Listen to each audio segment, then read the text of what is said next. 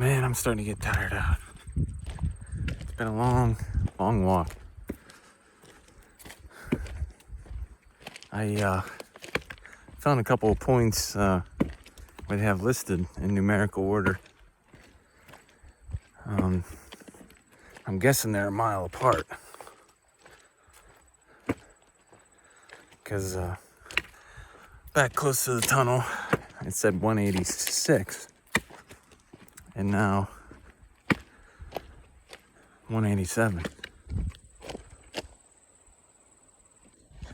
I don't know if you can see that or not. Yeah, my brother was all worried. He didn't want to. He thought it was a couple miles. Or 3 miles down to the tunnel. And I said, nah, bro, you're wrong. Check this out. You can see where the porcupine chews on the metal sign.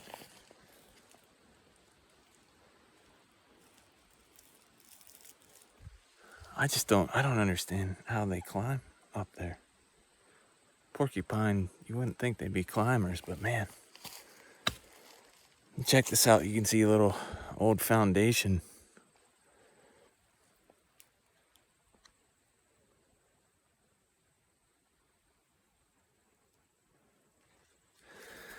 See, this used to be a long time ago. Well, I don't know, 100 years ago, maybe a little more.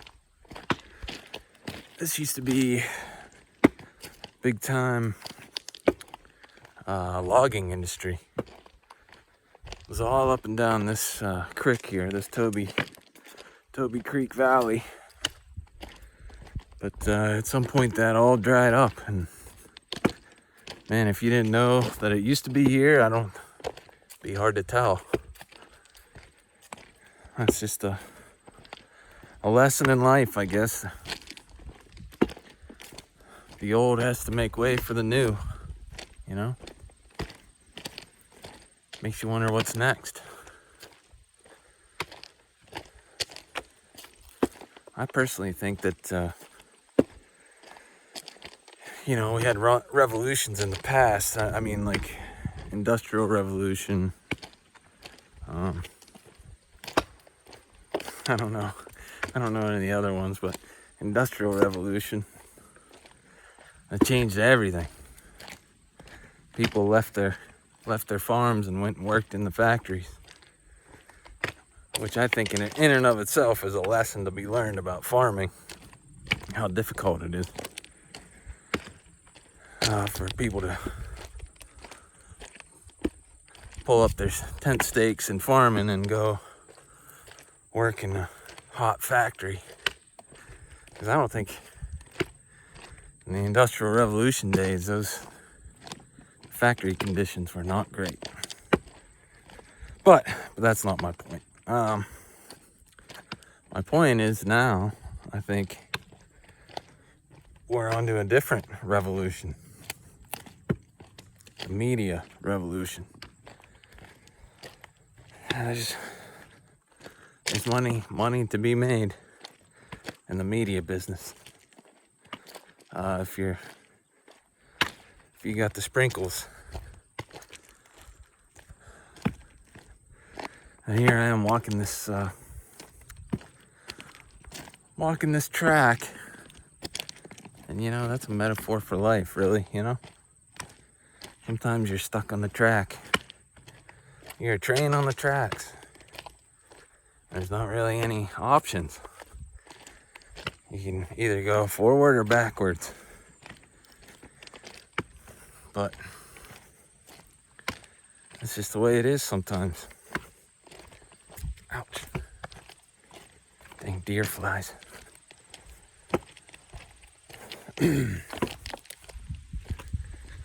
But anyway. Yeah, I had big plans today for some. Gotta check every once in a while and make sure there's not a bear behind me. Big plans for some, cooking out, having a campfire and stuff. But That didn't pan out exactly the way I thought it would, but my brother was supposed to come, but just didn't happen that way. He came for a little bit, but he came a little bit late. Sorry, Chris.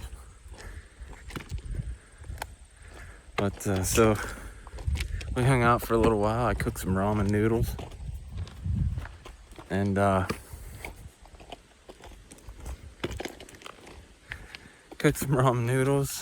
we had he brought his little cook stove. We're out miles away from anywhere. This place called the Swinging Bridge. It's really neat. It used to be an old bridge abutment for a railroad, and well, they removed the railroad bridge, but they left the abutments. And somebody made a little, not a rope bridge, but steel cable bridge, wooden bridge out of it. It's really nice. Man alive, I got bit by a deer fly right in my phone holding hand. Ow. And well, this has been a walk and a half. Seems like it's probably a little over a mile there to the tunnel, and then now I'm on my way back to the Swinging Bridge. Hopefully all my stuff is still there, because I left it sitting there. Well, you can't beat the Pennsylvania wild, you know? It's so beautiful. I tell you, if I ever moved away, I think I would miss it. There's nothing like it. Here, take a look at this. Look at that pretty view.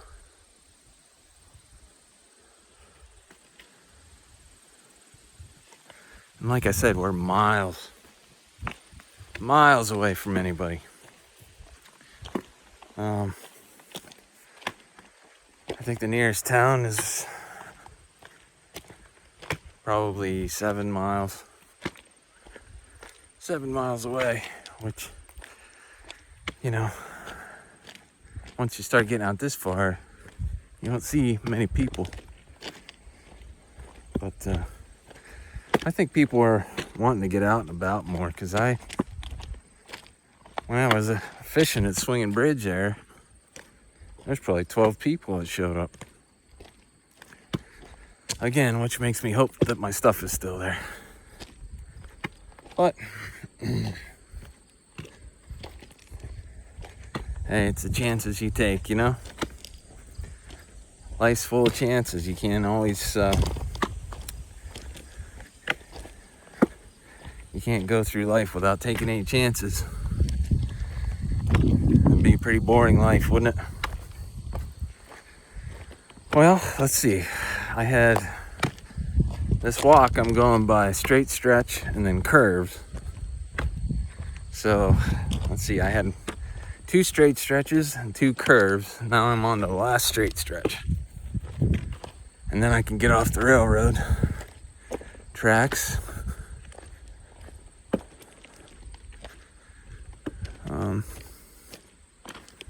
It's pretty cool. This time of year, you see these milkweed.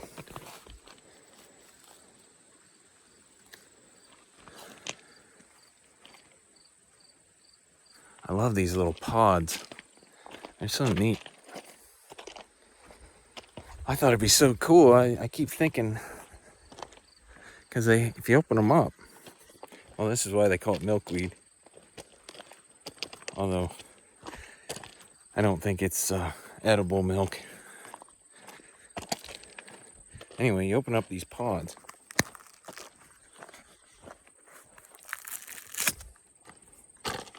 You see? You open up these pods. get through the outer layer. See, you take off this outer husk. And then what you got is really nice, silky material.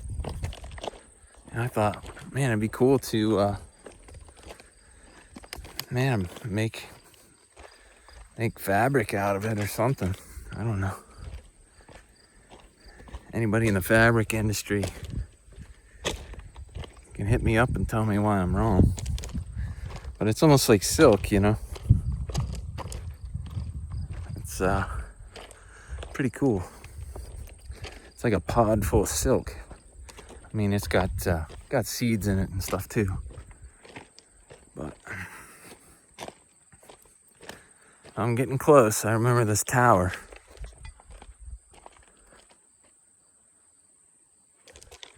I don't know if you can see that.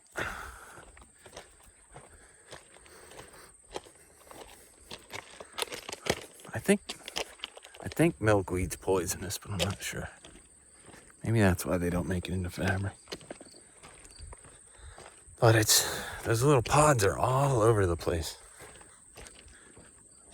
as I'm walking here.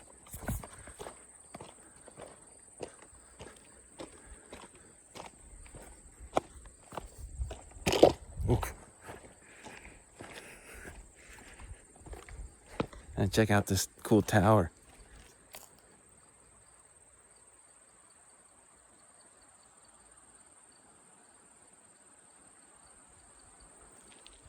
Pretty neat.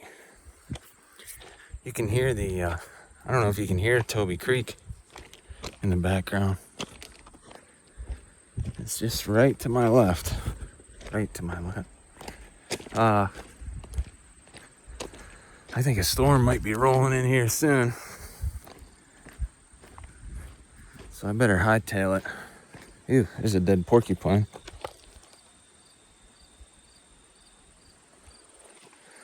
Better start hightailing it. I think pressure's starting to drop. You can hear the leaves. The leaves rustling in the wind. Now, I left myself a marker here so I would know where to get off at.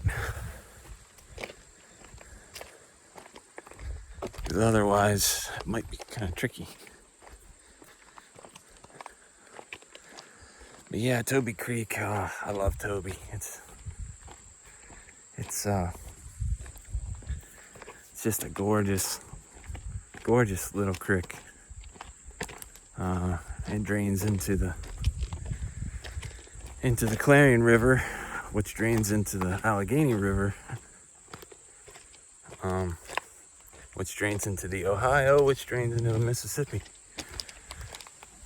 and into the Gulf of Mexico. But yeah, I just spent a lot of my childhood, well, more so my teenage years, kayaking, fishing, hiking. Ooh, what do we got here?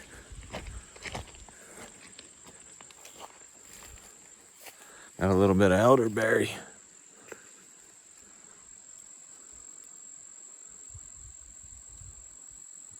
Isn't that beautiful?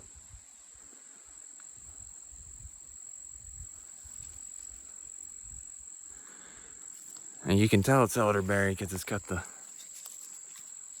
sawtooth leaves on it. Yeah. Now, elderberries, can't really eat them without cooking them because they have some kind of compound in it that turns into hydrogen cyanide gas whenever it hits your stomach acid, which isn't good. So yeah, make sure anytime you do elderberries, you want to cook them.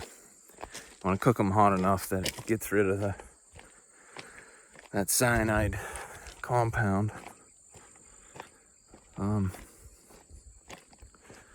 elderberry is supposed to be really good for you. Really good medicinal properties, at least so they say. I don't know if that's ever been proven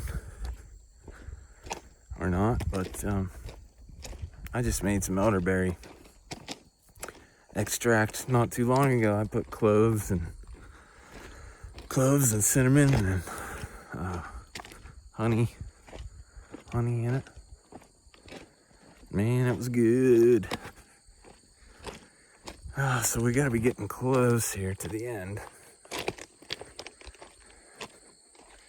Here's those elderberries.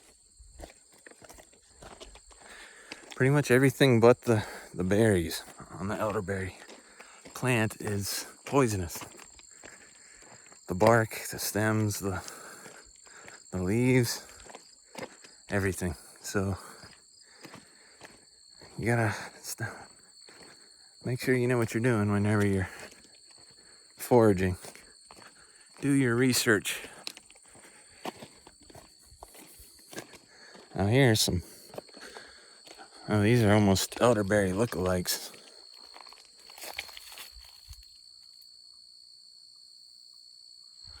I mean, these are green now, but they look kind of like elderberry whenever they're ripe.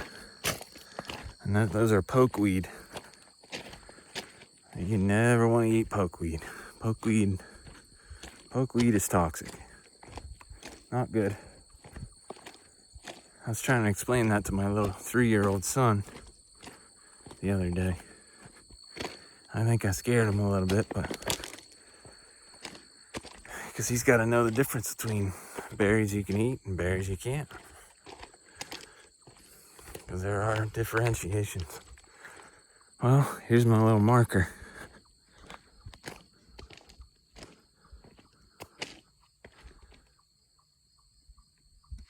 See the blue ribbon? All right, now I got to get up this hill.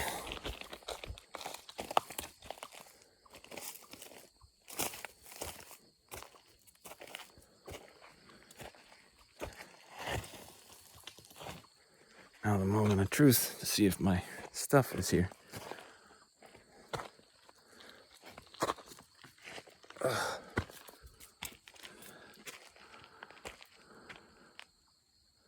There it is. I still have faith in humanity. Huge manatees.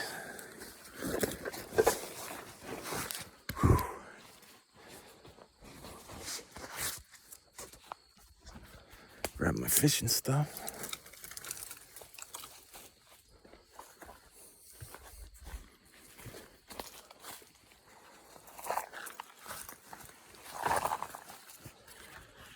Here's a little hobo encampment. There used to be.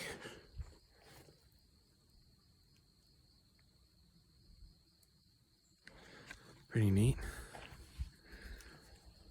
Well, I'm gonna walk back to the swinging bridge here, and I'm not sure if there's anybody there, so I don't want to freak anybody out by talking. So I'm gonna be quiet.